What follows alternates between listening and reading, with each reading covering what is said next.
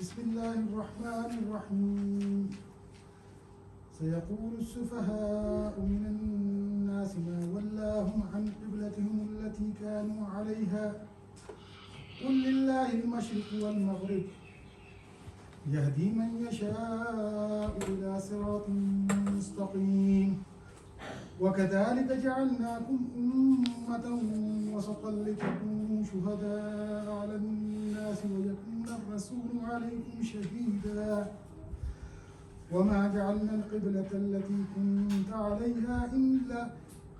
عليها إلا لنعلم من يتبع الرسول ممن ينقلب على عقبيه وإن كانت لكبيرة إلا على الذين هدى الله وما كان الله ليضيع إيمانكم إن الله بالناس لرؤوف رحيم قد نرى تقلب وجهك في السماء فلنولينك قبلة ترضاها فول وجهك شطر المسجد الحرام وحيث ما كنتم فولوا وجوهكم شطره وإن الذين أوتوا الكتاب لا يعلمون أنه الحق من ربهم وما الله بغافل عما يعملون ولئن أتيت الذين أوتوا الكتاب بكل آية ما تدعو قبلتك وما أنت بتابع قبلتهم وما بعضهم بتابع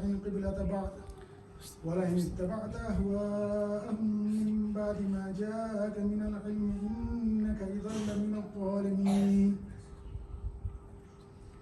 الذين آتيناهم الكتاب يعرفونه كما يعرفون أبناءهم وإن فريقا منهم ليكتمون الحق وهم يعلمون الحق من ربك فلا تكونن من الممترين صدق الله العظيم.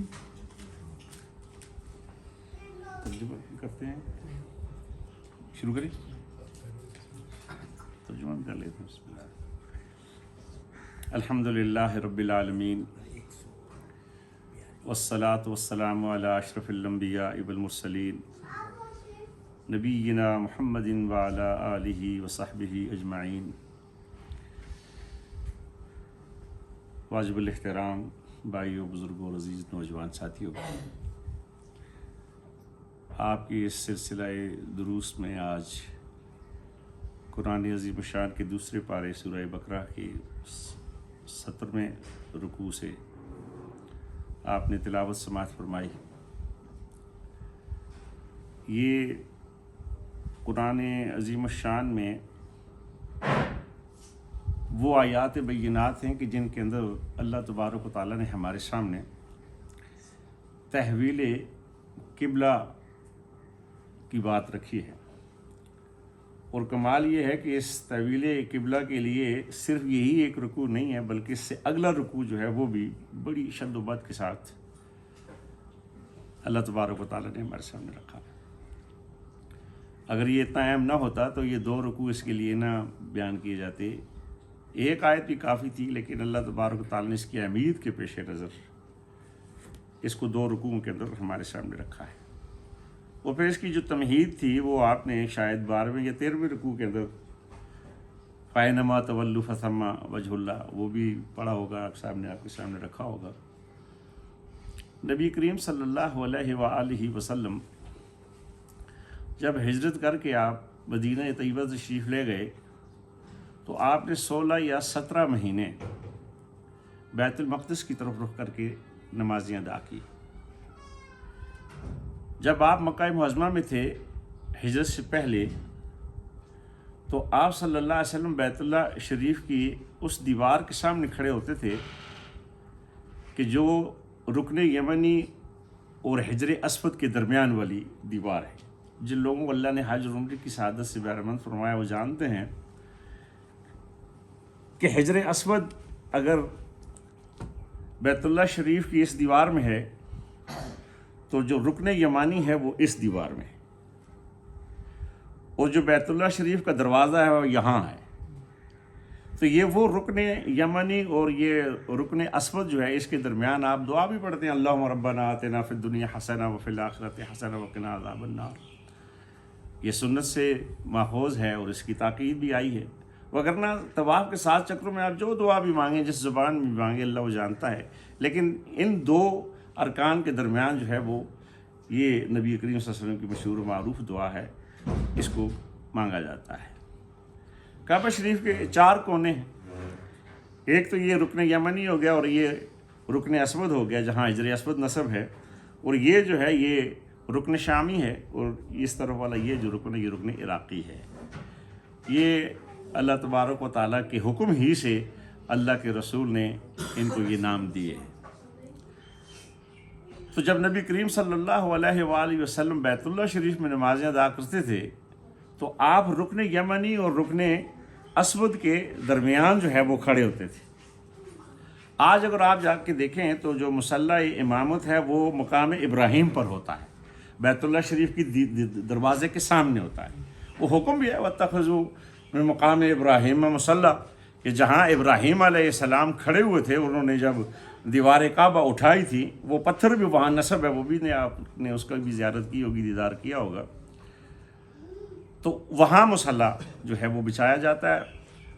لیکن جب نبی صلی اللہ علیہ وسلم ہجرت سے پہلے نمازیں ادا فرماتے تھے، امامت کرتے تھے، آپ 13 سال مکہ معظمہ میں رہے، تو جو لوگ بھی آپ کے ساتھ ایمان جنہوں نے قبول کیا تھا وہ آپ کے پیچھے اسی طرح صف باندھ لیتے تھے، تو آپ کے سامنے بیت اللہ بھی ہوتا تھا اور بیت المقدس بھی ہوتی تھی۔ جب آپ صلی اللہ علیہ وآلہ وسلم ہجرت کر کے مدینہ طیبہ تشریف لے آئے، اب مدینہ جو ہے یہ مکہ معظمہ کے شمال میں ہے، اور مدینہ جو ہے یہ شمال میں، اور مکہ کہاں ہو گیا جی؟ جنوب میں، بالکل اپوزٹ ہے۔ جب مدینہ طیبہ آپ تشریف لے گئے تو آپ نے پھر 16 یا 17 مہینے نمازیں ادا کی ہیں، تو کس طرف مڑ کر؟ بیت المقدس کی طرف مڑ کر کی۔ اب بیت المقدس کی طرف جب آپ کا رخ انور ہوتا تھا تو بیت اللہ جو تھا مکہ معظمہ مسجد حرم آپ کی پشت پر رہتی تھی، اور دل میں یہ خیال آتا تھا کہ اے کاش کہ وہ بنا ابراہیمی جو میرے جد امجد نے تعمیر فرمایا تھا جس کو، وہ ہمارا کعبہ ہو جائے۔ ویسے وہ کعبہ پہلے بھی امت مسلمہ کے لیے حضرت آدم علیہ السلام کا تعمیر کردہ ہے۔ ان اول بیت وضع للناس ببکۃ مبارک، اللہ نے قرآن عظیم شان میں فرمایا ہے کہ سب سے پہلا گھر جو ہے وہ مکہ معظمہ میں یہی بیت اللہ۔ اچھا، ایک یہودی کا ایک صحابی رسول صلی اللہ علیہ وسلم سے مناظرہ ہو گیا فلسطین کے اندر، تو وہ کہہ رہے تھے کہ سب سے پہلا جو کعبہ ہے، جو قبلہ ہے، وہ مکہ معظمہ کے اندر مسجد حرام ہے، تو وہ کہتے تھے نہیں، بیت المقدس ہے۔ تو انہوں نے کہا کہ اس کی تمہارے پاس دلیل کیا ہے؟ تو اس نے کہا کہ یہ آپ اقصیٰ سے اس طرف جائیں نا، وہ بالکل نیچے ایک چٹان پر مسجد بنی ہوئی ہے جو حضرت نوح علیہ السلام نے بنائی تھی، تو وہاں جا کے دیکھ لو کہ اس کا قبلہ کس طرف ہے۔ تو جب وہاں جا کے دیکھا، حضرت نوح علیہ السلام کے زمانے کی مسجد پتھر کی چٹان پہ بنی ہوئی تھی، تو اس کا رخ جو تھا وہ بیت اللہ مکہ معظمہ مسجد حرام کی طرف تھا۔ تو معلوم یہ ہوا کہ سب سے پہلا جو قبلہ ہے وہ کون سا تھا جی؟ وہ مسجد حرام تھی۔ اب کچھ دنوں کے لیے اس میں مسجد اقصیٰ کو، بیت المقدس کو بھی قبلہ نما بنا دیا گیا، اور پھر نبی صلی اللہ علیہ وآلہ وسلم کو قرآن عظیم شان کی تو کسی آیت تو نہیں پتہ چلتا، ہو سکتا ہے کسی وہی خفی کے ذریعے اللہ تبارک و تعالیٰ نے اپنے نبی سے یہ حکم فرمایا ہو کہ آپ جب مدینہ جاؤ گے تو نماز تم نے بیت المقدس ہی کی طرف مڑ کر پڑھنی ہے، تو آپ نے 16 یا 17 مہینے پھر بیت المقدس ہی کی طرف رخ کر کے نماز پڑھی ہے۔ اب جب آپ کو تحویل قبلہ کا حکم، آپ کی خواہش جو تھی، آپ کی آرزو تھی، تمنا تھی، جو بات آ رہی ہے، میں انشاءاللہ ان آیات کے ساتھ آپ کی خدمت رکھتا چلوں گا، یہ تمہیدن آپ کی خدمت میں رکھ رہا ہوں۔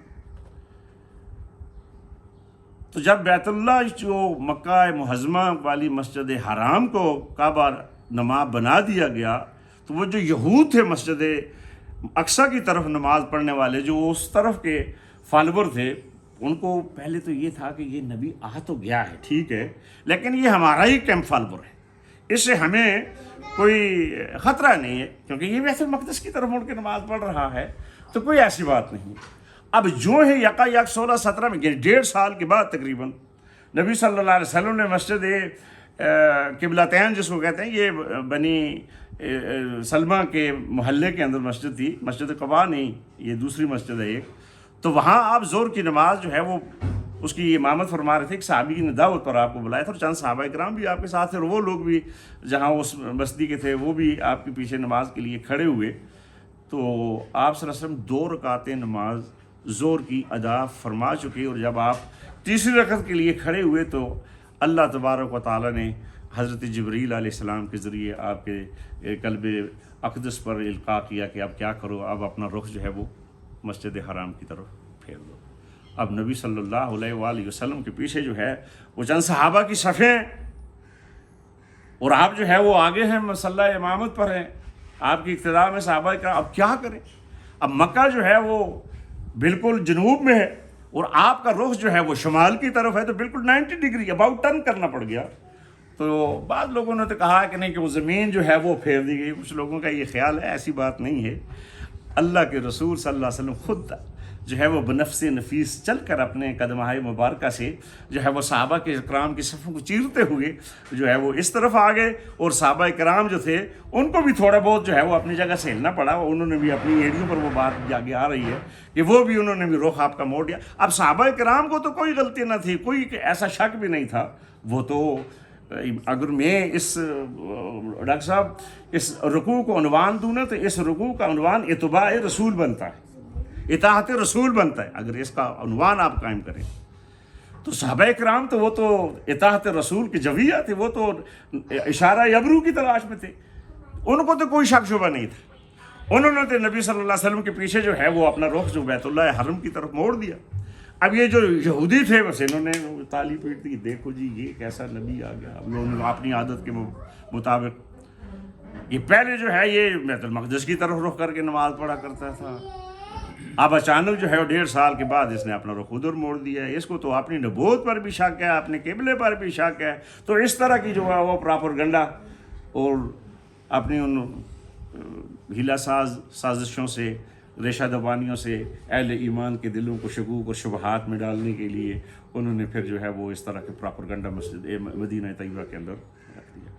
تو اللہ تبارک و تعالیٰ نے ان کے اس رویے پر یہاں جو ہے وہ رد کیا ہے.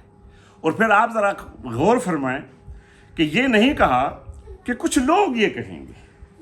فرمایا سَيَقُولُ السُّفَهَاءُ مِنَ النَّاسِ، لوگوں میں سے بے وقوف کہیں گے. عقل مند کون ہے؟ جو اللہ اور اس کے رسول کی اطاعت کرتا ہے. اور بے وقوف کون ہے؟ جو اللہ اور اس کے رسول کی اطاعت سے روگردانی کرتا ہے، جو منہ موڑتا ہے. تو بے وقوف یعنی ان کو انسان بھی نہیں کہا گیا، لوگوں میں سے بے وقوف. سَيَقُولُ، اور پھر یہ فرمایا کہ عن قریب کہیں گے لوگوں میں سے ما وَلَّاهُمْ عَنْ قِبْلَتِهِمُ الَّتِي كَانُوا عَلَيْهَا، آخر کس چیز نے انہیں اس قبلے سے پھیر دیا جس پر یہ پہلے تھے. کس چیز نے؟ یہ نہیں فرمایا کہ من وَلَّاهُمْ، فرمایا ما وَلَّاهُمْ، کس چیز نے، یعنی وہ اصل بات کیا ہے. تو اللہ تبارک و تعالیٰ فرماتا ہے کہ قُلْ لِلَّهِ الْمَشْرِقُ وَالْمَغْرِبُ، اے محبوب آپ اپنی زبان وحی ترجمان سے فرما دیجئے کہ مشرق اور مغرب یہ سب اللہ کے لیے. لِلَّهِ مَا فِي السَّمَاوَاتِ وَمَا فِي الْأَرْضِ، جو کچھ زمین میں اور آسمان میں کس کے لیے ہے؟ اللہ ہی کے لیے، سارا اللہ ہی کے لیے. اللہ کسی سمت یا کسی جہت کے اندر مقید نہیں ہو گیا. نہ وہ بیت اللہ شریف کی جو وہ عمارت ہے اس کے اندر جو ہے وہ اللہ نے اپنے ڈیرے جمائے ہوئے نہیں. اللہ تو ہر جگہ جو ہے وہ ہماری آوری کے لیے موجود ہے. وہ ہماری رگ جان سے زیادہ قریب ہے. ہم ایک ہیں تو دوسرا وہ ہے، ہم 2 ہیں تو تیسرا وہ ہے. وہ تو نحن اقرب الیہ من حبل الورید. یہ تو ایک سمبل تھا، ایک جو ہے وحدت کا مرکز تھا کہ اللہ تبارک و تعالیٰ نے جو ہے بنی نوع انسان کی کثرت کو ایک وحدت کی لڑی میں پرونا تھا کہ کروڑہا لکھوکہا مسلمان، پوری دنیا کے مسلمان جو ہیں وہ میرے نبی کا کلمہ پڑھیں گے اور میری وحدانیت کو، میری توحید کو مانیں گے. تو ان کے لیے کوئی ایک جگہ تو ایسی ہو کہ جس میں ان سب کو ایک مرکز دے دیا جائے، ایک لڑی میں پرو دیا جائے. اور پھر یہ لڑی اور یہ مرکز جو ہے وہ بیت اللہ شریف کی شکل میں اللہ نے ہمیں دی ہے. ورنہ ایسی کوئی بات نہ تھی. آپ دیکھیں نا، مسجد حرام کے اندر آپ نماز پڑھتے ہیں تو قبلہ آپ کے سامنے ہوتا ہے. اگر آپ کعبہ شریف کے اندر چلے جائیں تو پھر پھر کہاں مڑ کے نماز پڑھی؟ تو اللہ تو مقید نہیں ہے نا کسی سمت کے اندر. خود نبی کریم صلی اللہ علیہ وآلہ وسلم نے جب مکہ فتح ہوا ہے تو آپ نے حضرت عثمان بن طلحہ رضی اللہ تعالیٰ عنہ کو بلایا اور ان سے چابی لی اور بیت اللہ شریف کا دروازہ کھولا اور آپ اندر تشریف لے گئے. تو آپ کے ساتھ جو تھے حضرت اسامہ بن زید رضی اللہ تعالیٰ عنہ بھی تھے, آپ کے ساتھ حضرت بلال بن رباح, بلال حبشی رضی اللہ تعالیٰ عنہ جن کو ہم کہتے ہیں نبی صلی اللہ علیہ وسلم کے بڑے خاص غلاموں میں سے, وہ بھی آپ کے ساتھ. حضرت علی المرتضیٰ شیر خدا رضی اللہ تعالیٰ عنہ وہ بھی آپ کے ساتھ تھے. تو کچھ حدیثوں میں آتا ہے کہ حضرت عبداللہ ابن عباس رضی اللہ تعالیٰ عنہ بھی تھے, لیکن وہ کچھ دیر سے آئے. نبی کریم صلی اللہ علیہ وآلہ وسلم نے دروازہ کھلایا اور جب وہ حضرت بلال جو ہے وہ بیت اللہ شریف کی دیوار یہ پکڑے ہوئے دروازے میں کھڑے تھے, تو حضرت عبداللہ ابن عباس نے پوچھا, بلال نبی صلی اللہ علیہ وسلم نے اندر جا کر کیا کیا ہے؟ تو حضرت بلال نے کہا کہ اللہ کے رسول صلی اللہ علیہ وسلم نے یہاں دوگانا مختصر سی 2 رکعت نماز پڑھی ہے. تو پوچھا کہ کس سمت ہو کر پڑھی ہے؟ تو فرمایا کہ جو ہی آپ دروازے سے اندر داخل ہوئے ہیں تو دروازہ آپ کی پشت پہ رہ گیا اور آپ سیدھے آگے چلے گئے, اور جو دیوار ہے آگے مغربی تو وہ 3 ہاتھ رہ گئی تھی, تو وہاں آپ نے جو ہے بڑی اختصار کے ساتھ 2 رکعت جو ہے وہ دوگانا ادا کیا. اور 2 ستونوں کے درمیان 6 ستون ہیں بیت اللہ شریف میں, آپ بھی اگر آپ تصویر دیکھیں تو وہ ستون نظر آتے ہیں. تو اس طرح تو اللہ جو ہے ابھی یہ عرض کر رہا تھا کہ کسی بلڈنگ کے اندر نہیں آ گیا کہ ہمیں لازمی اسی کی طرف ہونا. یہ تو قبلہ نما, خود حضرت آدم علیہ السلام کو جب کہا گیا کہ آدم کو سجدہ کرو, وَإِذْ قُلْنَا لِلْمَلَائِكَةِ اسْجُدُوا لِآدَمَ فَسَجَدُوا إِلَّا إِبْلِيسَ, وہ آپ نے پڑھا ہوگا پیچھے. تو حضرت آدم علیہ السلام کے سامنے سجدہ کرنا یہ اللہ کا حکم ماننا تھا. آدم قبلہ نما تھے, سجدہ خدا کو تھا. تو یہ بیت اللہ کی جو دیواریں ہیں یا یہ کہ جو بلڈنگ ہے یا یہ مسجد حرم ہے یہ قبلہ نما ہے. اصل میں تو اطاعت ہے اللہ ہے اور اطاعت رسول ہے. یہ ہماری ملی وحدت کا اظہار ہے کہ تم جہاں کہیں بھی ہو وہاں تم رخ کدھر موڑ لو, اس قبلے کی طرف موڑ لو. اچھا ہم تو نماز پڑھتے ہیں جی ماشاءاللہ کیا بات ہے الحمدللہ جسے اللہ توفیق دیتا ہے, لیکن وہ کسی نے کیا کہا تھا کہ نماز حق ادا ہوتی ہے تلواروں کے ساتھ. صحابہ کرام سے پوچھے نا, جب جس طرح انہوں نے نماز پڑھی, کیسے نماز پڑھی ہے, پھر پتہ چلتا ہے کہ ہاں کہ یہ جو قبلہ ہے اس کو کیسے فالو کیا جاتا ہے. حضرت خبیب بن عدی رضی اللہ تعالیٰ عنہ بڑے محبوب صحابی ہیں اللہ کے رسول کے.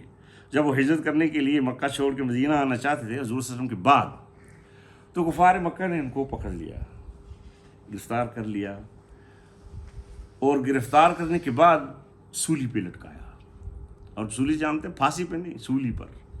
سولی بڑی ہی اذیت ناک موت ہوتی ہے. پھانسی تو گلے میں پھندا ڈالا رسی کا اور نیچے پھٹے پہ جو ہے اس کو کھڑا کر دیا, پھٹا ہاتھ نیچے سے ہٹایا, بندہ لٹک جاتا ہے, دم گھٹتا ہے تو موت واقع ہو جاتی ہے. لیکن سولی ایک دوسری چیز ہے.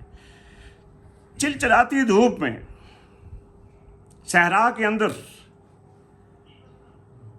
اس طرح جو ہے وہ ایک لکڑی کھڑی کر کے اور ایک اس کے اوپر آڑی, جیسے یہ ٹی کا نشان ہے جو سلیب کا نشان جو عیسائیوں نے بنایا, اس طرح اس کے ہاتھوں کو بھی باندھ دیا جاتا ہے اور کیلوں سے جو ہے وہ کیلے مار کے گاڑ دیے جاتے ہیں, ان کی بازو بھی اور ٹانگیں بھی. اور پھر جس کے ہاتھ میں برچھی ہوتی ہے وہ برچھی مارتا ہے, جس کے ہاتھ میں چھری ہوتی ہے چھری, جس کے ہاتھ میں نیزہ ہے وہ نیزہ مار, جس کے ہاتھ میں تلوار ہے وہ تلوار کا. تو اس کو چوکے لگاتے ہیں.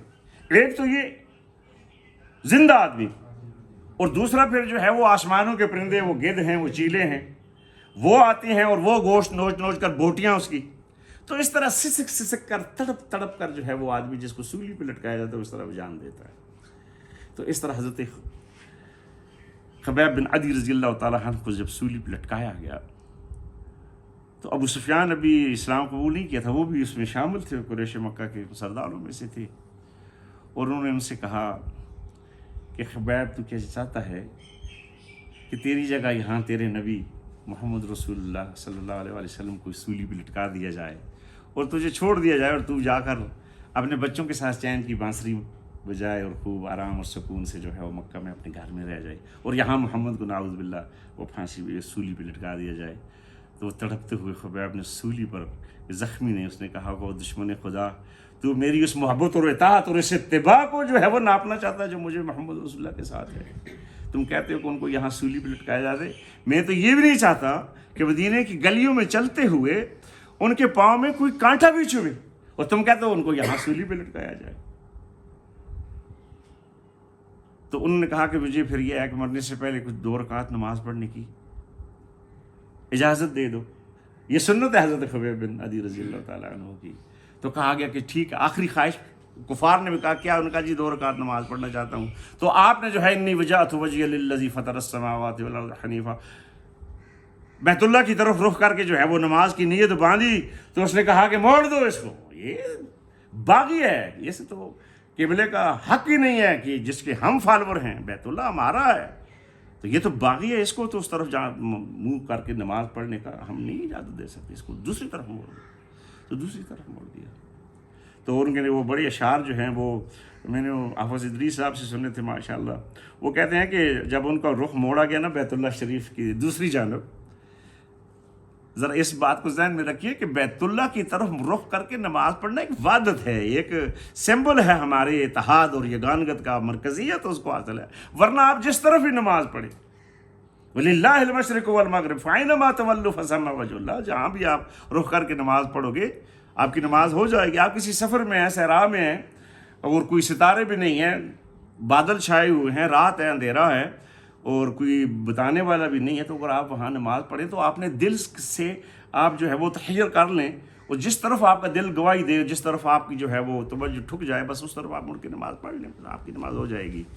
تو جب اس نے ان کا رخ پھیرا ہے بیت اللہ کی طرف سے دوسری طرف, تو انہوں نے کہا فَلَسْتُ أُبَالِي حِينَ أُقْتَلُ مُسْلِمًا. یہ کوئی بات نہیں ہے اگر میں مسلمان اطاعت رسول پر سر تسلیم, مسلم کا مطلب ہوتا ہے سر تسلیم, جس نے سرنڈر کیا ہوا ہو, جس نے اپنا سب کچھ اللہ اور اس کے رسول کے سپرد کیا, جس نے اپنی مرضی کو چھوڑ دیا ہو. فَلَسْتُ أُبَالِي حِينَ أُقْتَلُ مُسْلِمًا. اگر میں مسلمان ہونے کی حیثیت سے مر رہا ہوں تو پھر کوئی بات نہیں ہے عَلَىٰ أَيِّ جَنبٍ كَانَ فِي اللَّهِ مَصْرَعِي, کہ جس طرف بھی تم میرا منہ موڑ دو ادھر ہی میری نماز ہو جائے گی. اللہ کہتا ہے فَلِلَّهِ الْمَشْرِقُ وَالْمَغْرِبُ فَأَيْنَمَا تَوَلُّوا فَثَمَّ وَجْهُ اللَّهِ.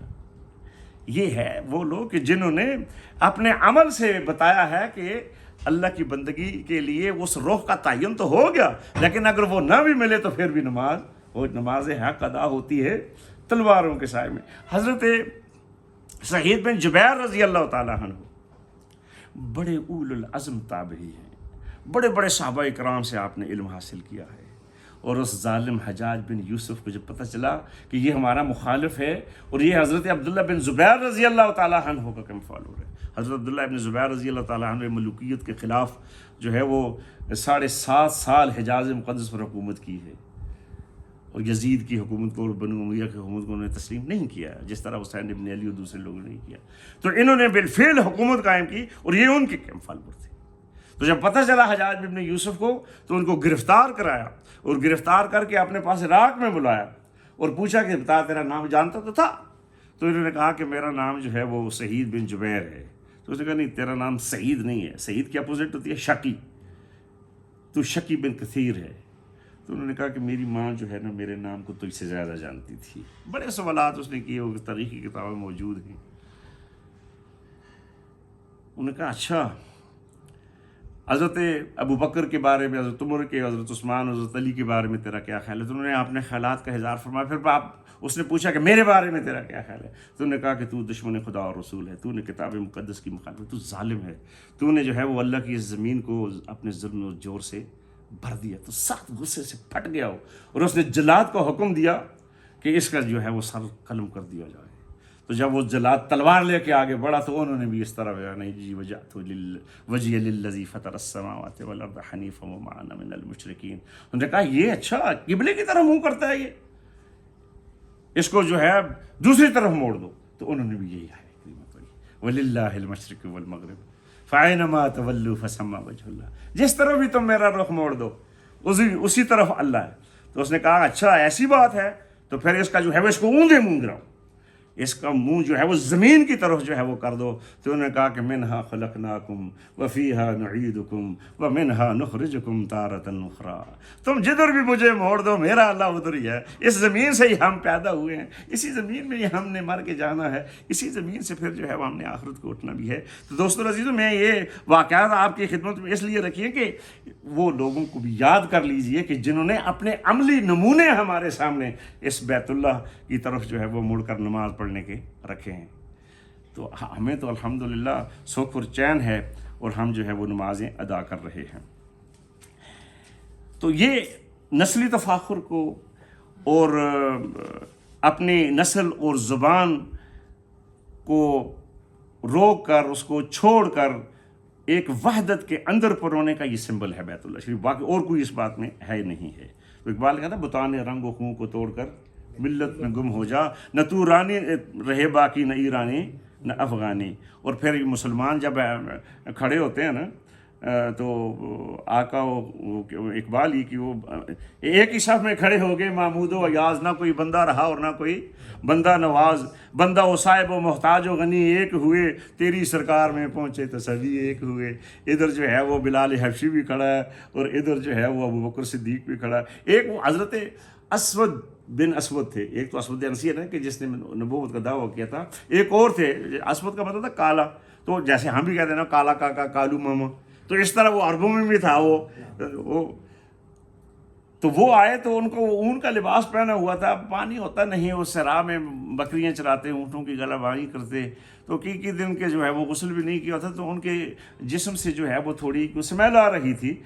تو وہ آئے مسجد نبوی میں اور کہا یا رسول اللہ کیا میں اگر مسلمان ہو جاؤں تو پھر میرا سٹیٹس کیا ہوگا؟ کیا مجھے آپ قبول کر لیں گے کہ میرا رنگ بھی کالا ہے اور میرے جسم سے بدبو بھی آ رہی ہے؟ تو نبی کریم صلی اللہ علیہ وسلم نے فرمایا کہ کوئی مسئلہ نہیں ہے، اگر تم پہلے آ جاؤ تو ابو بکر بعد میں آئے تو وہ پیچھے بیٹھے گا، تم آگے بیٹھو. ایسی یہاں کوئی بات نہیں، تیری سرکار میں پہنچے تو سبھی ایک ہوئے. تو یہ ہے کہ لا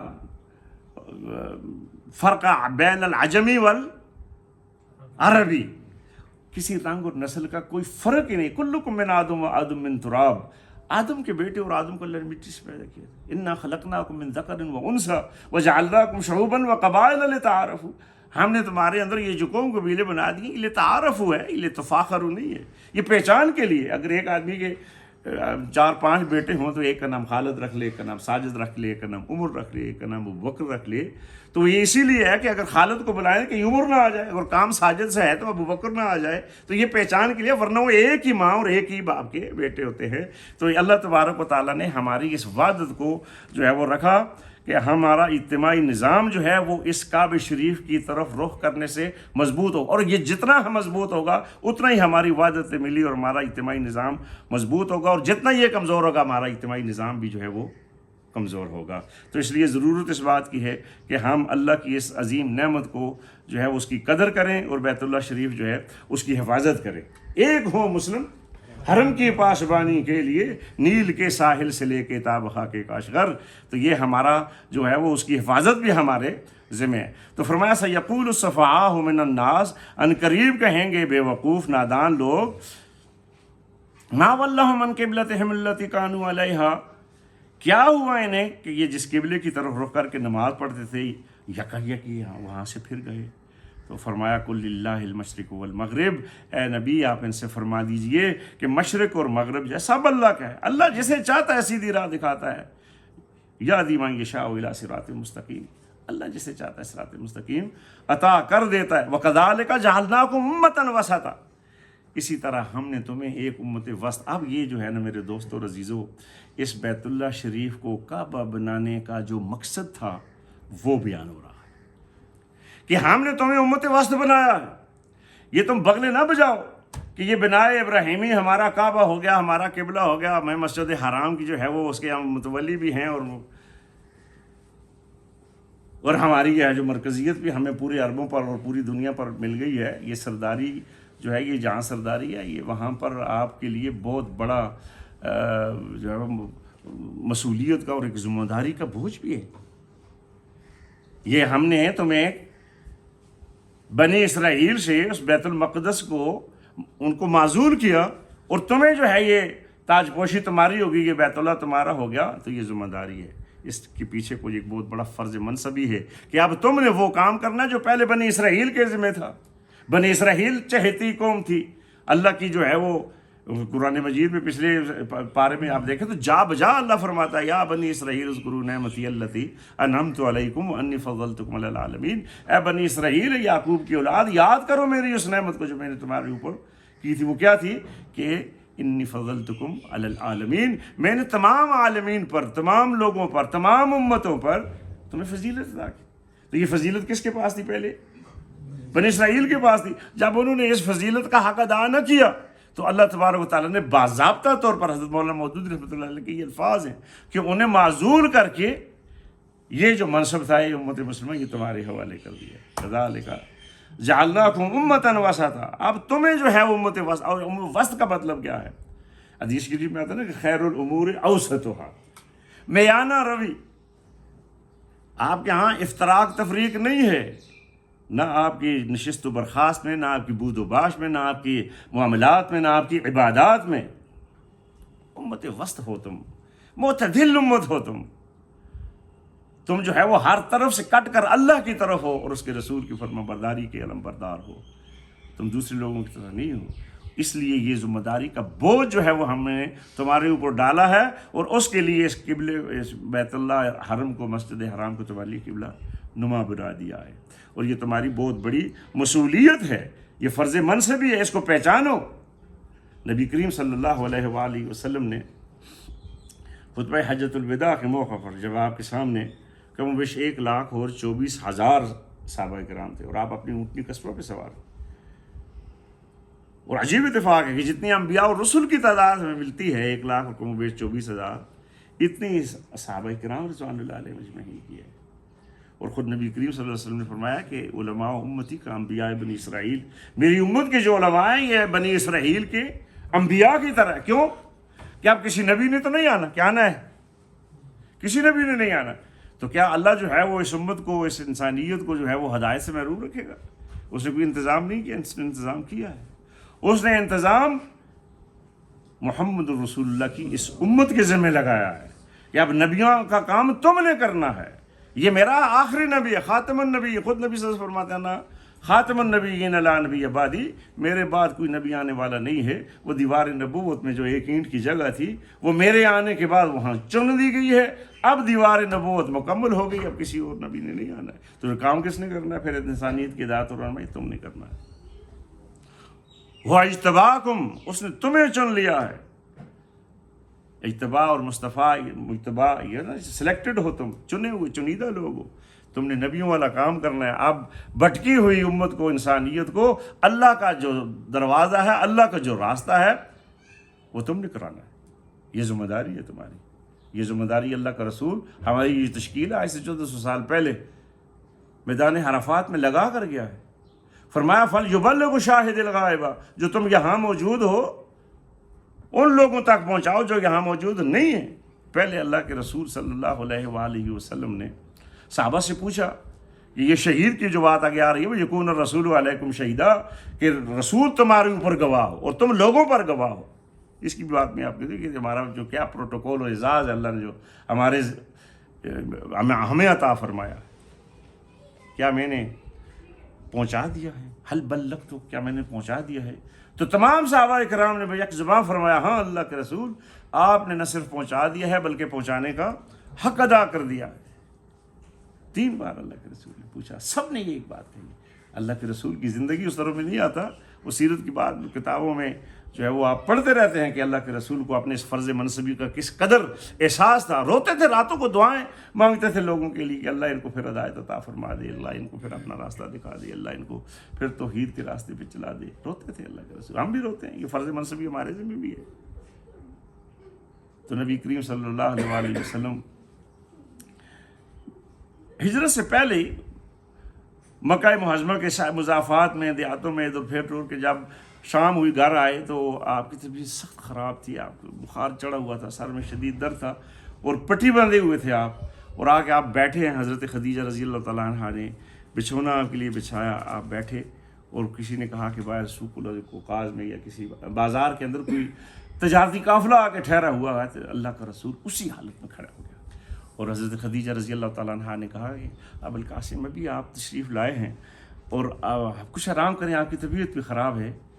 تو تو نبی کریم صلی اللہ علیہ وآلہ وسلم نے فرمایا خدیجہ مجھے نہیں روکو، ٹھیک ہے طبیعت تو خراب ہے، کیا پتہ اس طبیعت خراب ہونے کی وجہ سے اس پہ جو ہے وہ باقی نہ رہوں، اور یہ میرے اوپر جو ذمہ داری لگی ہوئی ہے اس کو میں ادا نہ کر سکوں۔ فرمایا کل چلے جانا، فرمایا کل تک پتہ نہیں میں زندہ رہوں یا نہ رہوں، اور یہ بھی کچھ معلوم نہیں کہ یہ جو قافلہ آ کے ٹھہرا ہوا ہے یہ بھی کل تک یہاں رہتا ہے کہ راتوں رات یہ اپنا سامان جو ہے وہ بیچ کے چلا جاتا ہے، تو یہ چلا جائے اور ہدایت سے جو ہے وہ خالی جائے تو کل قیامت کا دن ہوگا، تو اللہ مجھے وَكَيْفَ إِذَا جِئْنَا مِنْ كُلِّ أُمَّةٍ بِشَهِيدٍ، وہ دن کیسا ہوگا کہ جب ہم ہر امت سے ایک گواہ لائیں گے، وَجِئْنَا بِكَ عَلَىٰ هَٰؤُلَاءِ شَهِيدًا، اور اے محبوب ہم تمہیں ان پر بھی گواہ لائیں، تو میرا کیا جواب ہوگا؟ اس لیے مجھے جانے دو خدیجہ، آج سارا دن گزر گیا، میں نے ہر دروازے پہ دستک دی، میں نے لوگوں کے پاس جا کے ان سے ملاقاتیں کی اور ان کو اللہ کے دین کی دعوت دی، کسی نے میری بات نہیں سنی۔ جیسے کوئی دکاندار کہے ڈاکٹر صاحب کہ آج سارا دن گزر گیا ہے،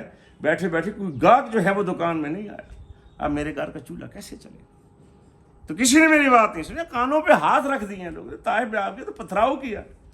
ایک سردار نے کہا کہ اگر تو نبی ہے، سچا ہے، تو میں اس قابل نہیں ہوں کہ میں تیری بات کو سنوں، اور اگر تو جھوٹا ہے تو پھر تو اس قابل نہیں ہے کہ میرا جیسا آدمی تیری بات کو سنے۔ اور لوگ پیچھے اوباش لڑکوں کو وہ تاک تاک کر جو ہے وہ ٹخنۂ مبارک کا نشانہ لے لے کر پتھراؤ کرتے تھے۔ تو یہ جو ہے وہ دعوت کا اس قدر احساس تھا اپنے اس شہید ہونے کا نبی کریم صلی اللہ علیہ وآلہ وسلم کو، کہ آپ دن رات جو ہے وہ ایک دقیقہ بھی فرگزاشت نہیں کرتے تھے۔ اور صحابہ کرام سے پوچھا کہ کیا میں نے پہنچا دیا؟ تو سب نے کہا کہ ہاں اللہ کے رسول آپ نے نہ صرف پہنچا دیا بلکہ پہنچانے کا حق ادا کر دیا، اور کہا کہ اچھا اگر میں نے حق ادا کر دیا ہے تو اللہم فشہد، پروردگار کہ تو گواہ ہے نا کہ میں نے تیرے بندوں سے گواہی لے لی ہے، اور یہ انہوں نے اقرار کر لیا ہے کہ میرے پاس جو تیرا پیغام آیا تھا میں نے بلا کم و کاست ان تک پہنچا دیا ہے۔ 3 بار اللہ اس طرح انگشت شہادت کو کھڑا کر کے اللہ کے رسول نے اللہ کو بھی گواہ بنایا، اور پھر امت کی طرف صحابہ کرام کی متوجہ ہوئے اور فرمایا کہ جو لوگ یہاں موجود ہیں وہ کیا کریں، ان تک اس دعوت کو پہنچائیں کہ جو یہاں موجود نہیں ہیں۔ تو پھر میرے دوستوں اور عزیزوں، ہم تو کہتے ہیں نا کہ ہمارے لیے وہ 40 دن کا لکھ لو، ہمارے لیے 3 سہ روزہ لکھ لو، ہمارے لیے نہیں، یہ کوئی جز وقتی کام نہیں ہے، یہ ہمہ وقتی کام ہے۔ اللہ کا رسول ہماری تشکیل اس دن آج سے 14 سال پہلے کر کے گیا ہوا ہے۔ یہ ہماری ترجیحات کا مسئلہ ہے کہ ہم نے اس کو جو ہے وہ جز وقتی بنا دیا ہے، کچھ دنوں کے لیے کا، ٹھیک ہے الحمدللہ یہ بھی اچھی بات ہے، لیکن ہمارے شب و روز کی جو ترجیح اول ہے وہ اللہ کے دین کی دعوت ہے۔ ہم گواہ ہیں، کشتی حق کا زمانے میں سہارا تو ہے، عصر نو رات ہے اور دھندلا سا ستارہ تو ہے، خدائے لم یزل کا دست قدرت تو زبان تو ہے، یقین پیدا کر رہا ہے غافل کہ مغلوب گماں تو ہے۔ یہ میری اور آپ کی ذمہ داری اللہ کے رسول نے لگائی ہے۔ تو پھر وہ اقبال ہی کہتا ہے نا کہ دشت تو دشت ہیں، دریا بھی نہ چھوڑے ہم نے، اور بحر ظلمات میں دوڑا دیے گھوڑے ہم نے۔ حضرت عقبہ بن نافع رضی اللہ تعالیٰ عنہ ہو، جب یہ ایتھوپیا کی یہ جو صحرا ہے اس کو پار کیا، سمندر کو پاٹا، آپ کا جو گھوڑا تھا اس میں گھوڑا پانی میں نہیں تیرتا، آپ نے گھوڑے کو پانی میں ڈال دیا، تو اللہ کے حکم سے گھوڑا جو ہے وہ موٹر بوٹ بن گیا، اور پانی کو چیرتا ہوا دوسری طرف چلا۔ صحابی رسول تھے، اللہ کی تائید و نصرت شامل تھی، اور وہاں جا کر آپ نے اپنے انگلیاں جو ہیں وہ اپنے کانوں میں رکھی اور اللہ کی کبریائی کا نعرہ مستانہ اللہ اکبر اذان کے کلمات بلند کی، اور دیکھا کہ کوئی شجر نہ حجر نہ بشر کچھ بھی نہیں ہے، کوئی آبادی نہیں ہے۔ آسمانوں کی طرف ہاتھ اٹھا کہا پروردگار اگر اس صحرا اس جنگل کے اس پار بھی کوئی انسانوں کی بستی ہو تو یہ جو شہادت علی الناس کا فریضہ میرے ذمہ ہے، اس کتاب مقدس کے پیغام کو پہنچانا جو میرے ذمہ اللہ کا رسول لگا کے گیا ہے، میں ان تک بھی تو یہاں تو ہے ہی کوئی بھی نہیں ہے۔ یہ ان کو کوڈ کیا اقبال نے کہ دشت تو دشت ہیں دریا بھی نہ چھوڑے۔ تو دوستو اور عزیزو، یہ کام ہمارے ذمہ لگایا، وَكَذَلِكَ جَعَلْنَاكُمْ أُمَّةً وَسَطًا لِتَكُونُوا شُهَدَاءَ عَلَى النَّاسِ، کہ اب اللہ نے اب تمہیں امت وسط بنایا ہے تاکہ تم لوگوں پر گواہ بنو، وَيَكُونَ الرَّسُولُ عَلَيْكُمْ شَهِيدًا، اور رسول جو ہے وہ تمہارے اوپر گواہ ہو۔ اور پھر یہ گواہی میرے دوستو اور عزیزو یہاں دنیا میں ہی ہم نے دینی ہے، بلکہ آخرت میں بھی ہم نے اللہ کی کٹہرے کے اندر کھڑے ہو کر اس کے پیغمبروں کے حق میں دینی۔ یہ ہمارا پروٹوکول ہے، یہ ہمارا اعزاز ہے۔ اتنا بڑا اعزاز کسی امت کو نہیں ملا ہے جو مجھے اور آپ کو اللہ تبارک و تعالیٰ نے عطا کر دیا ہے۔ اللہ تبارک و تعالیٰ جب تمام انبیاء کو اور ان کی امتوں کو اپنی عدالت میں کھڑا کرے گا، سارے نبی آئیں گے آدم سے لے کر جو ہے وہ حضرت عیسیٰ علیہ السلام تک، اور اللہ پوچھے گا کہ بتاؤ تم نے جو میرا پیغام تھا لوگوں تک پہنچا دیا تھا؟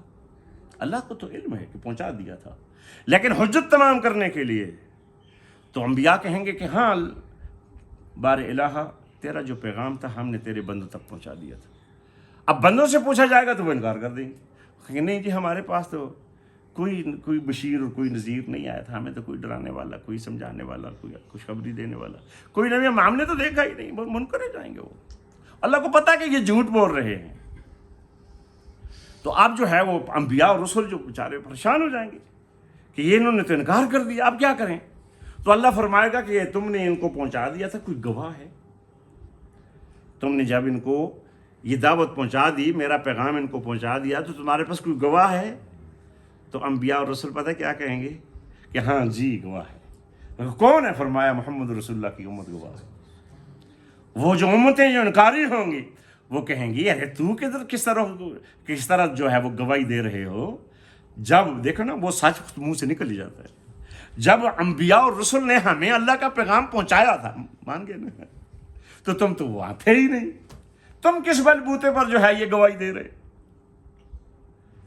تم میں اور آپ پھر کیا جواب ہوگا جی ہمارا کہ ہم اس بلبوتے پر اس کتاب مقدس اور اس کتاب مقدس کو پیش کرنے والے اس صادق المصدوق پیغمبر کے جو ہے وہ بیان کے مطابق جو ہم گواہی دے رہے ہیں کہ وہ کبھی جھوٹ نہیں بولتا، وہ ہمیشہ سچ بولتا ہے، اور اس نے اپنی سچائی کی، امانت اور دیانت کی جو ہے وہ سرٹیفکیٹ جبل صفا پہ کھڑے ہو کر بھی لے لیا تھا۔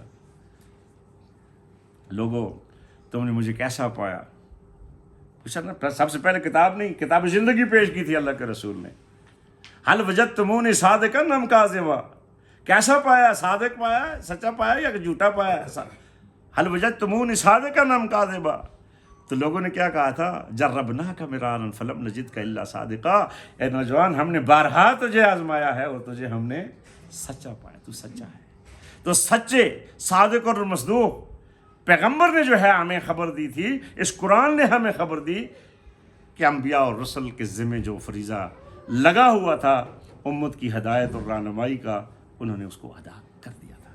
تو یہ ہمیں اللہ تبارک و تعالیٰ اس قیامت کے دن بھی اپنے انبیاء اور رسل کے حق میں گواہی کے لیے کھڑا کرے گا۔ یہ بات یہاں آ رہی ہے، لِتَكُونُوا شُهَدَاءَ عَلَى النَّاسِ، کہ تم کیا ہو لوگوں پر گواہ ہو، وَيَكُونَ الرَّسُولُ عَلَيْكُمْ شَهِيدًا، اور رسول تم پر گواہ۔ اب اللہ جو ہے وہ اپنے پیغمبر سے پوچھے گا کہ تیری امت نے میرے انبیاء اور رسول کے حق میں گواہی دی ہے، تو کیا انہوں نے گواہی ٹھیک دی ہے؟ تو اللہ کے رسول کیا فرمائیں گے جی؟ اللہ کے رسول فرمائیں گے میری امت نے گواہی بالکل ٹھیک دی ہے، یکون الرسول علیکم شہیدا۔ تو یہ ہے میرے دوستو عزیزو جو اللہ تبارک و تعالیٰ نے ہمارے ذمہ یہ فرض منصبی۔ ترجمان القرآن ایک رسالہ ہے تحریک اسلامی کا منتھلی میگزین ہے، اس میں میں نے غالباً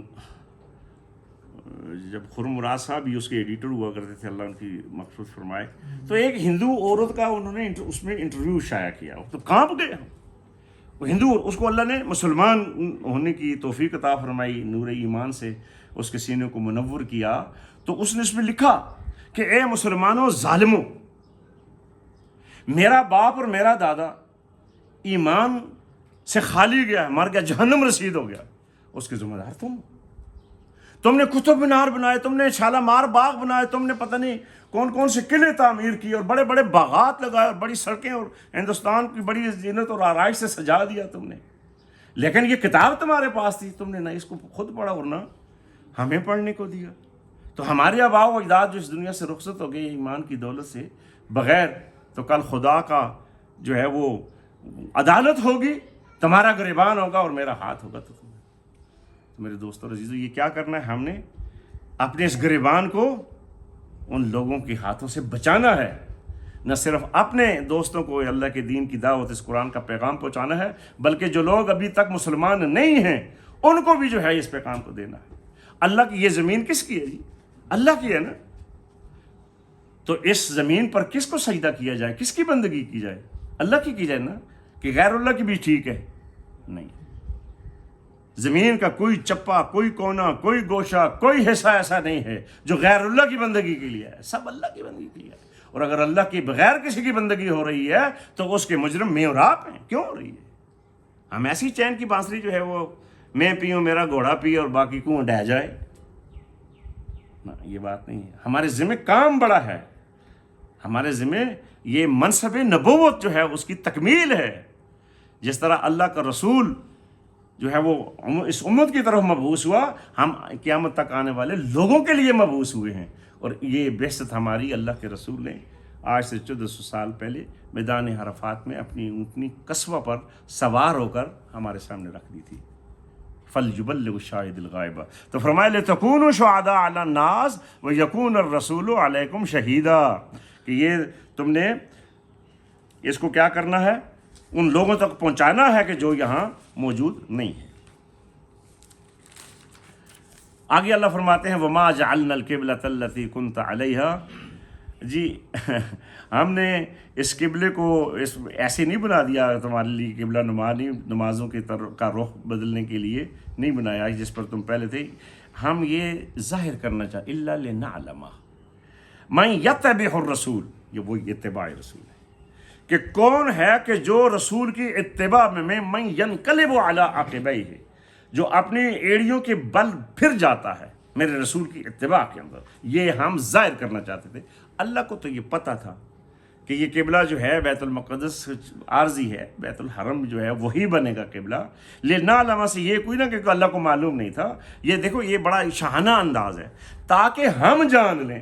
اور اس ہم میں اللہ نے ویسے یہ بھی تو کہہ سکتا تھا کہ اللہ کہ لِأَعْلَمَ، عالمہ نہیں کہا، کیا فرمایا جی؟ لِنَعْلَمَ، کہ ہم سب جان لیں، کہ میرا رسول بھی جان لے، میں اس کی امتی بھی جان لے، قیامت تک آنے والے بھی جان لیں، سبھی جان لیں، جن و بشر بھی جان لیں، فرشتے ملائکہ سب جان لیں. لِنَعْلَمَ، تاکہ ہم سب جان لیں. کیا جان لیں جی؟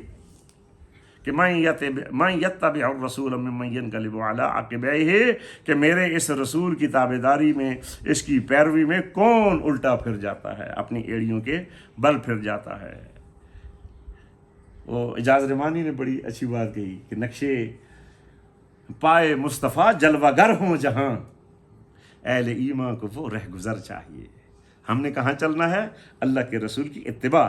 اتباع اور اطاعت دونوں ایک ہی ہے ان کا مفہوم، لیکن تھوڑا لطیف سا فرق ہے اس میں. اطاعت ہوتی ہے کہ ہمیں کوئی قانون جو ہے وہ ہم اس کو دل سے تسلیم کریں نہ کریں، ماننا تو پڑتا ہے نا جی. انگریزوں کی اطاعت ہم کرتے تھے، ڈاکٹر اسرار صاحب رحمۃ اللہ علیہ کیا فرمایا کرتے تھے؟ لیکن وہ لگے مارے کی اطاعت ہوا کرتی تھی، دل سے تو نہیں کوئی قبول کرتا. میں سعودی عرب میں رہا ہوں، وہاں ملوکیت کے قوانین ہیں، ان کی اطاعت کرنی پڑتی ہے، لیکن دل سے تو راضی نہیں ہوتا نا آدمی. آج ہمارے ہاں بھی جو کچھ قوانین بنے ہوئے جو ہم دل سے تو نہیں مانتے لیکن اطاعت کرنی پڑتی ہے. لیکن اتباع دوسری چیز ہے. اتباع وہ ہے کہ جس طرح وہ مطیع ہے، جس طرح وہ ہمارا اللہ اور اس کا رسول چاہتا ہے اس طرح ہم اطاعت کریں. اور اتباع کا مطلب ہے کہ پاؤں پر پاؤں رکھ کر چلیں. یہ جو عرب ہے نا، یہ آپ نے دیکھا ہوگا کہ جو اونٹنیاں یہ اس میں قطار میں چلتی ہیں، آگے پیچھے چلتی ہیں. اونٹنی آگے آگے ڈاکٹر صاحب جا رہی ہوتی ہے اور اونٹنی کا پیچھا بچہ جو ہے بالکل ٹھیک اس کے پیچھے چل رہا ہوتا ہے. اور جہاں اونٹنی کا پاؤں اٹھتا ہے وہاں اونٹنی کے بچے کا پاؤں پڑتا ہے. تو عرب کہتے ہیں کہ یہ بچہ اپنی ماں کی اتباع کر رہا ہے. تو ہم نے کیا کرنا ہے؟ نقش پائے مصطفیٰ کی تلاش کرنی ہے، اتباع کرنی ہے. اتباع رسول جو ہے وہ ہمارا اصل کام ہے. قل ان کنتم تحبون اللہ فاتبعونی یحببکم اللہ. اے نبی آپ ان سے فرما دیجئے کہ اگر تم چاہتے ہو کہ تمہیں اللہ کا پیار نصیب ہو جائے، اللہ تمہیں اپنا محبوب بنا لے. اور یہ پیار اور محبت یہ ایک طرفہ نہیں ہوتا. وہ عربی میں کیا کہتے ہیں علی صاحب؟ سفر بالیدین. یہ جو تالی بجتی ہے دونوں ہاتھوں سے، اکیلے تو نہیں بجتی نا جی، کہ بجتی ہے. تو اگر کسی نے پوچھا نا، مولانا مودودی رحمۃ اللہ علیہ سے کسی نے پوچھا کہ اللہ کو تم سے محبت ہے کیا پیمانہ ہے؟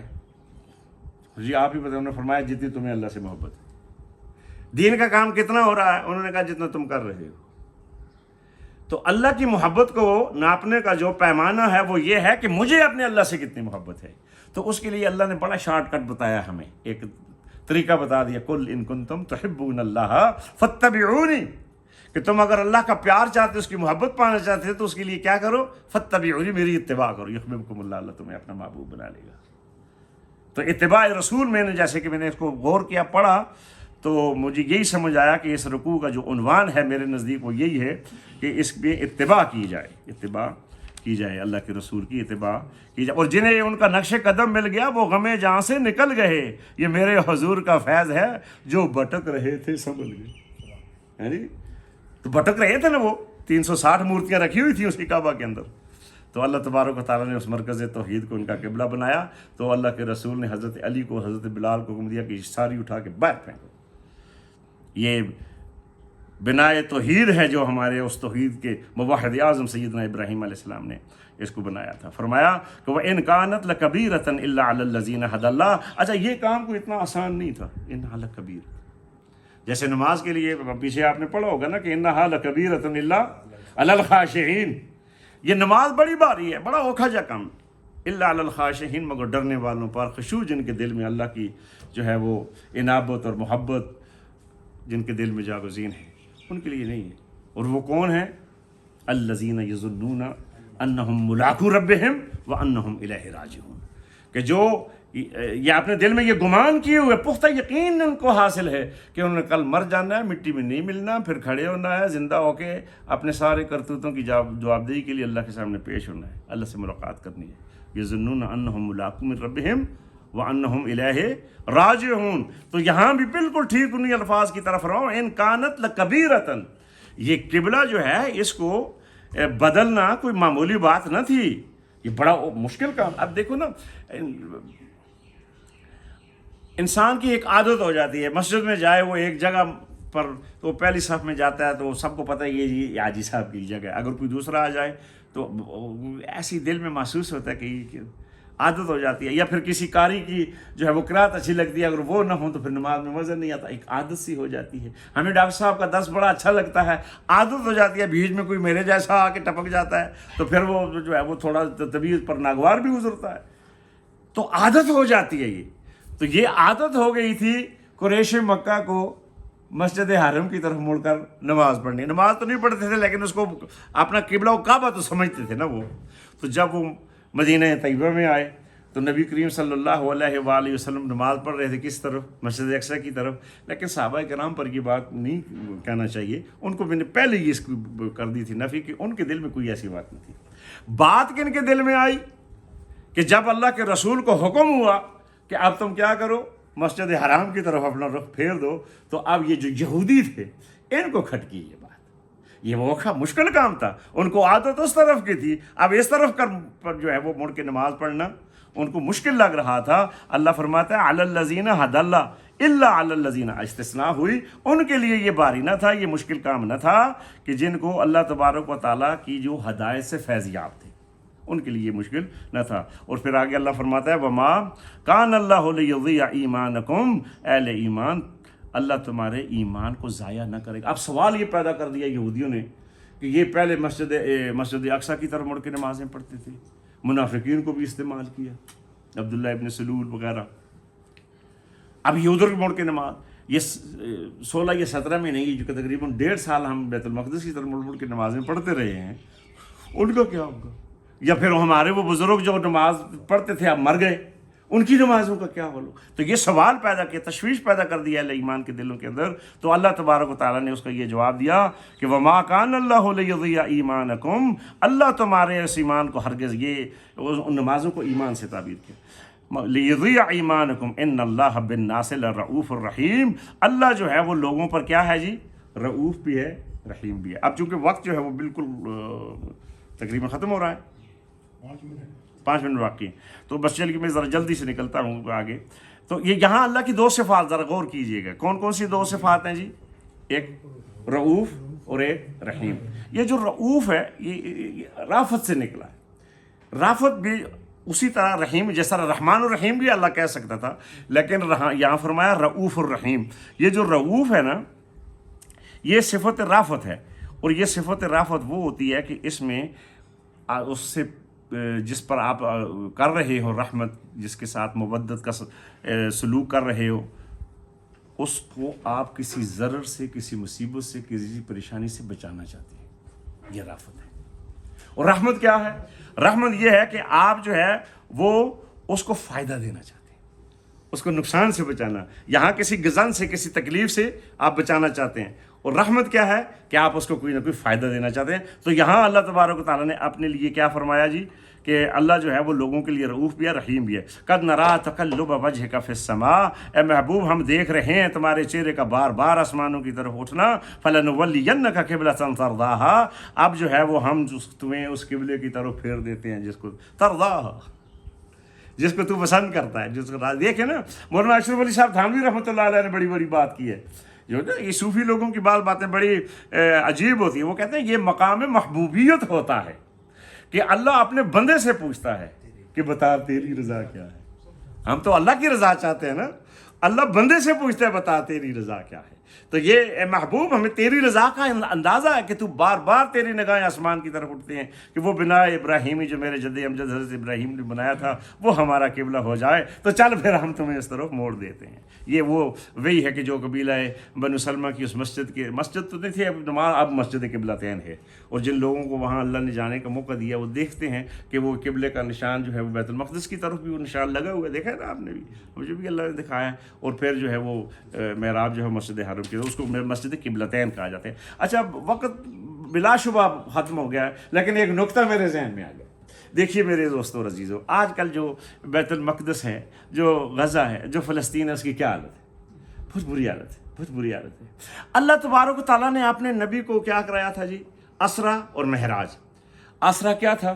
مسجد حرام سے لے کے مسجد اقصی تک کی سیر کرائی، اور راتوں رات کرائی۔ جو زمینی سیر ہے وہ اسرا ہے، اور آگے معراج یہ ہے وہ بیت المقدس سے اوپر آسمانوں کی طرف۔ سبحان الذی اسری بعبدہ لیلا من المسجد الحرام الی المسجد الاقصی الذی بارکنا حولہ لنریہ من آیاتنا انہ هو السمیع البصیر۔ پاک ہے وہ ذات کہ جس نے اپنے محبوب کو، اپنے بندے کو راتوں رات کے ایک حصے میں سیر کرائی ہے مسجد حرام سے مسجد اقصی کی طرف۔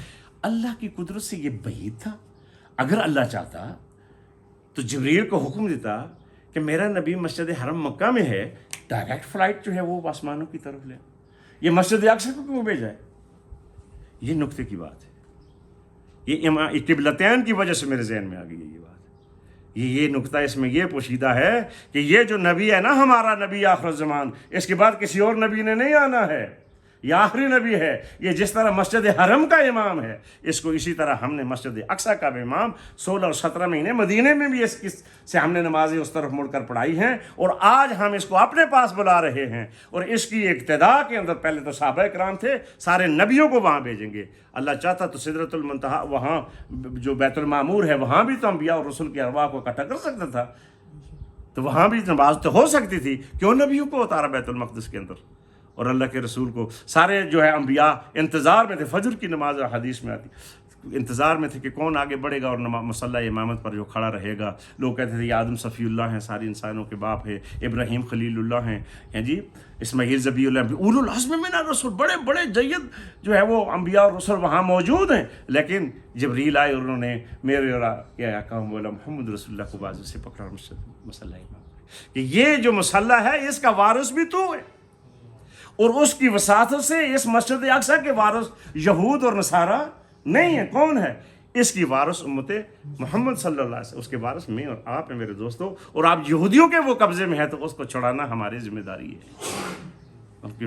وقت ہوتا تو میں آپ تو خیر میڈیا کا دور ہے، سمجھتے ہیں کہ ان کی کیا حالت ہو رہی ہے اس وقت، کیا حالت ہو رہی ہے۔ تو فرمایا کہ یہ ہم دیکھنا چاہتے تھے کہ کون جو ہے وہ اپنے ایڑیوں کے بال ہمارے نبی کی اقتداء کے اندر پھرتا ہے۔ تو قد نرا تقلب وجهک فی السماء، ہم تیرے چہرے انور کو آسمانوں کی طرف بار بار رکنا ہوا نوٹ کر رہے ہیں۔ فلنولینک قبلۃ ترضاها، تو لو پھر ہم تمہیں اسی قبلے کی طرف پھیرے دیتے ہیں۔ فول وجهک شطر المسجد الحرام، اب تم کیا کرو؟ اس مسجد حرام کی طرف مڑ جاؤ۔ اچھا شطر یہ نہیں فرمایا الی المسجد الحرام، یہ بھی نقطے کی بات ہے۔ شطرہ کا مطلب ہوتا ہے کہ مسجد حرام، یہ بالکل ناک کی سیدھ میں اس کی طرف مڑ جاؤ۔ شطرہ بس اس کا کوئی حصہ بھی، ہمارا جو قبلہ ہے ہم پاکستانیوں کے لیے، ہندوستان کے لیے بھی، تو وہ مغرب کے اندر ہے، تو جو لوگ مسجد حرم کے اندر ہوتے ہیں ان کے لیے کعبۃ اللہ ہے، اور جو مکہ معظمہ میں رہتے ہیں ان کے لیے مسجد حرام ہے، اور جو مکہ معظمہ سے باہر رہتے ہیں، ریاض میں رہتے ہیں، دمام میں رہتے ہیں، ان کے لیے جو ہے پھر وہ مکہ معظمہ ہے۔ تو ہم جو سعودی عرب سے بھی باہر رہتے ہیں پھر ہمارے لیے وہ سعودی عرب ہے۔ تو یہ ناقصین نہیں، شطرہ بس اس طرف آپ مڑ لو، سینہ آپ کا اس کی طرف ہونا چاہیے، چہرے کا رخ ادھر ادھر بھی کبھی ہو سکتا ہے کسی ضرورت کے تحت، تو اس سے کوئی آپ کی نماز میں فرق نہیں پڑتا ہے۔ اگر آپ ریل گاڑی پر ہیں، جہاز میں ہیں، تو آپ جو ہے وہ پہلے قبلے کی سمت کے تعین کر لیجئے، اور پھر آپ نماز نیتی کی نماز باندھ لیں، اور پھر جہاز جس طرح مڑتا ہے یا کشتی یا ریل گاڑی جس طرح مڑتی ہے پھر کوئی حرج نہیں ہے، پہلے آپ تعین کر لیں، بعد میں جس طرح بھی مڑے تو کوئی ایسی بات نہیں ہے۔ تو وہاں اللہ تعالیٰ فرماتا ہے کہ وہ فول وجہ کا شطر المسجد الحرام، تو تم پھر کیا کرو، مسجد حرام کی طرف اپنا رخ پھیر لو، وحیث ما کنتم فولوا وجوہکم شطرا، اور جہاں کہیں بھی تم ہو، یہ ہمارے لیے بھی حکم آ گیا کہ تم پھر کیا کرو، اسی کی طرف جو ہے وہ منہ کر کے نماز پڑھو۔ وَإِنَّ الَّذِينَ أُوتُوا الْكِتَابَ لَيَعْلَمُونَ أَنَّهُ الْحَقُّ مِنْ رَبِّهِمْ، جن لوگوں کو کتاب دی گئی تھی وہ جانتے تھے کہ یہ ان کے رب کی طرف سے سچ ہے، وَمَا اللَّهُ بِغَافِلٍ عَمَّا يَعْمَلُونَ، اور اللہ ان کے کرتوتوں سے بے خبر نہیں ہے۔ وَلَئِنْ أَتَيْتَ الَّذِينَ أُوتُوا الْكِتَابَ بِكُلِّ آيَةٍ مَا اتَّبَعُوا قِبْلَتَكَ وَمَا أَنْتَ بِتَابِعٍ قِبْلَتَهُمْ وَمَا بَعْضُهُمْ بِتَابِعٍ قِبْلَةَ بَعْضٍ۔ اے نبی، یہ اہل کتاب ان کے پاس تو کوئی نشانی لے کر آئے، جتنی مرضی نشانی لے، یہ ممکن ہی نہیں ہے کہ تیرے قبلے کی یہ پیروی کرنے لگے، اور نہ تیرے لیے ممکن ہے کہ تو ان کے قبلے کی پیروی کرے۔ ان میں سے کوئی گروہ بھی ایک دوسرے کے قبلے کی پیروی بھی نہیں کرتا ہے۔ اگر اب یروشلم میں جائیں تو وہاں دیکھیں تو عیسائی جو ہیں وہ ان کا قبلہ جو ہے وہ، اور ان کی دیوار گرجا دوسری ہے، اور ان کو جو ایک شرقی کی طرف ہے، ایک غربی کی طرف ہے، مانتے بیت المقدس کو ہیں، لیکن وہاں جا کر بھی ان کے رخ ہو اپنے اپنے، وہ آپس میں بھی ان کا ایک اتحاد کسی ایک قبلے کی طرف نہیں ہے۔ اگر تم نے اس علم کے بعد جو تمہارے پاس آ چکا ہے ان کی خواہشات کی پیروی کی تو یقیناً تمہارا شمار ظالموں میں ہوگا۔ یعنی یہ ایسی بات نہیں ہے کہ اللہ کے رسول صلی اللہ علیہ وسلم سے تو بعید ہے کہ وہ اللہ کے احکام کی خلاف ورزی کریں۔ یہ ہمارے لیے ہے کہ ہم نے اتباع اور اطاعت کس کی کرنی ہے، اللہ کے رسول کی کرنی ہے، کسی اور کی نہیں کرنی ہے۔ ہر نماز میں ہم کہتے ہیں غیر المغضوب علیہم ولا الضالین آمین، یا اللہ ہمیں عیسائیوں اور یہودیوں کے راستے پہ نہ چلا، اور جب ہم باہر نکلتے ہیں تو پھر کہتے ہیں جی ان کا جو نظام ہے، ان کی جو بات ہے، ان کا جو طریقہ ہے، ان کی جو سسٹم ہے، وہ یہ ٹھیک ہے، اس وقت یہ چل سکتا ہے۔ یہ اللہ کے رسول نے جو بتایا 1400 سال پہلے، یہ تو گڈریوں کے لیے نہ، اس دور میں ہی نہیں چل سکتا ہے۔ کہتے ہیں اہدنا الصراط المستقیم، تو یہ جھوٹے ہیں نا ہم۔ حضرت امام زین العابدین رحمۃ اللہ علیہ جب نماز کا وقت آتا ان کے چہرے کا رنگ زرد ہو جاتا تھا، اذان کی آواز سن کے کانپنے لگتے تھے۔ لوگ کہتے ہیں شیر خدا کے بیٹے ہو تو اتنے ڈرپوک ہو، ادھر اذان ہوتی ہے ادھر تم کانپنا شروع ہو جاتے ہو۔ تو وہ کہتے ہیں تمہیں پتہ نہیں ہے، ابھی میں نماز پڑھ کے آیا ہوں ایک، ابھی دوسری نماز کے لیے بلاوا آ گیا ہے، تو میں نے نماز کے بعد جو کچھ کیا اگر اس کا میرے سوال کیا جائے، مجھ سے پوچھا جائے کہ تو مسجد میں تو کچھ اور باتیں کر رہا تھا، باہر جا کے تو کیا، تو میں کیا جواب دوں گا؟ تو میں اور آپ اپنا یہ بھی محاسبہ تو کر لینا، ہم نے دین کو مسجد میں قید کر دیا ہوا ہے۔ یہ دین ہے، یہ مذہب نہیں ہے۔ یہ اسی طرح جو ہے وہ ہمارے بازاروں میں، مارکیٹوں میں، ہمارے ایوانوں میں اور ہمارے سارے جو ہے وہ قانونی اداروں کے اندر بھی یہ دین کی حکمرانی ہونا چاہیے۔ تو اللہ فرماتا ہے کہ الذین آتیناہم الکتاب یعرفونہ کما یعرفون ابناءہم، جن کو اللہ نے یہ کتاب عطا کہ ہم نے ان کو کتاب عطا، یہ ایسے جانتے ہیں جس طرح اپنے بیٹوں کو جانتے ہیں۔ یہ کمال کی بات ہے جی۔ یہ نہیں فرمایا کہ کما یعرفون آباءہم، اس طرح جانتے ہیں جیسے اپنے باپوں کو جانتے ہیں۔ اور بھائی باپ کو تو ہم جانتے ہیں جب ماں کہتی ہے یہ تیرا باپ ہے، ماں کی گواہی پر بھی۔ اچھا اس میں بھی کبھی کبھی کوئی پتہ نہیں چلتا، کوئی خیانت ہو گئی تو کون باپ؟ ابناہم، بچپن سے بچے ہماری گود میں پلتے ہیں، ان کی ایک ایک چیز ہمارے سامنے ہوتی ہے کہ یہ ہمارا بچہ ہے، تو ماں بھی جانتی ہے، باپ بھی جانتا ہے کہ یہ میرا بیٹا ہے۔ اگر یہاں بھی کوئی خیانت ہو گئی ہو تو کوئی پتہ نہیں۔ حضرت عبداللہ ابن سلام رضی اللہ تعالیٰ عنہ ہو وہ ارضا ہو، یہ یہودیوں کے بہت بڑے عالم تھے، تورات اور زبور کے عالم، انہوں نے اللہ کے رسول کی نشانیاں دیکھی تھی۔ اس میں اب وقت نہیں رہا میں آپ کی خدمت میں رکھتا ہوں کہ کیسی کیسی نشانیاں انہوں نے دیکھی۔ تو جب ان سے سوال ہوا کہ یہ اللہ کا رسول ہے، انہوں نے فرمایا ہاں بالکل رسول ہے۔ فرمایا یہ جو بات آئی ہے کما یعرفون ابناءہم، فرمایا یہ جیسے بچوں کو بھی یہ جو ہے نا ہو سکتا ہے کہ بیوی سے کوئی غلطی ہو گئی ہو، کوئی خیانت ہو گئی ہو، لیکن یہ جو اللہ اپنے اس رسول کی جو نشانیاں ہمیں بتا رہا ہے، جو تورات میں اور زبور میں اور انجیل میں اور کتب سماوی میں آئی ہیں، وہ 100% اس شخص پر صادق آ رہی ہے۔ اس میں کوئی شک نہیں ہے. اس طرح وہ جانتے ہیں کہ جس طرح اپنے بچوں کو ان فریقا منہم لیکتمون الحق، ان میں سے کوئی ایک گروہ ایسا ہے کہ جو کیا کرتا ہے جی، وہ حق سے منہ موڑتا ہے. وہ ہم یعلمون، جانتے بوجھتے، پتہ ہے ان کو کہ اللہ کا الحق من ربک فلا تکونن من الممترین، یہ حق ہے جو تیرے رب کی طرف سے آ گیا ہے، تو اب اس میں شک کرنے والوں میں سے نہ ہو جانا. اللہ تبارک تعالیٰ مجھے اور آپ کو جو کچھ تھوڑا وقت اوپر ہو گیا اس کی معافی آپ سے مانگتا ہوں، اللہ سے بھی ہمیں جو ہے وہ اس قبلے کی پیروی جو واقعتاً ہے وہ کرنے کی، اور اتحاد اور یگانگت کے اس مظہر کی جو ہے وہ حفاظت کرنے کی بھی توفیق عطا فرمائے، اور اللہ تبارک تعالیٰ ہماری غلطیوں اور کوتاہیوں سے درگزر فرمائے. وآخر دعوانا ان الحمد للہ رب العالمین.